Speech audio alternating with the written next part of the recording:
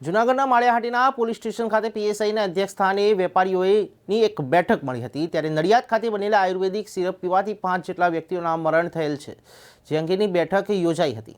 Maliya Hatina PSI PK Gadhvi તમામ વેપારીઓને આયુર્વેદિક syrup વિશે વિસ્તૃત માહિતગાર કર્યા હતા।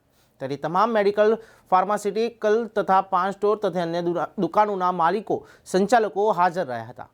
માળિયાહાટીના હવે ડોક્ટરના પ્રિસ્ક્રિપ્શન વગર સિરપ મળશે નહીં તેવો આદેશ અપાયો હતો।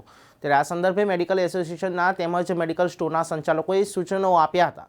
ગેરકાયદેસર સિરપ, દવા, નશીલી કેફી પીણું માળિયાહાટીના તાલુકામાં કોઈ પણ જગ્યા પર વેચાણ થતું હોય તો તાત્કાલિક પોલીસનો સંપર્ક કરો। ત્યારે માળિયાહાટીના પીએસઆઈ પીકે ગઢવીએ આ અંગે જણાવ્યું હતું।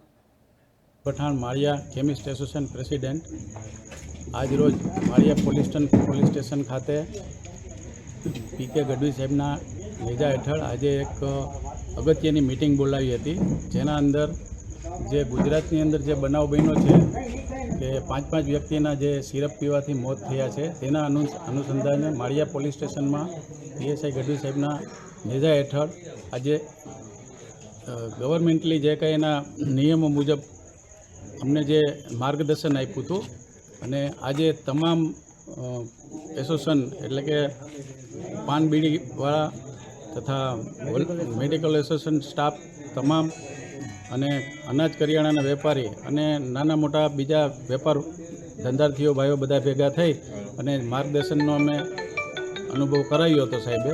એ બદલ અમે માળિયા પોલીસ સ્ટેશનનો આભાર માનીએ છીએ।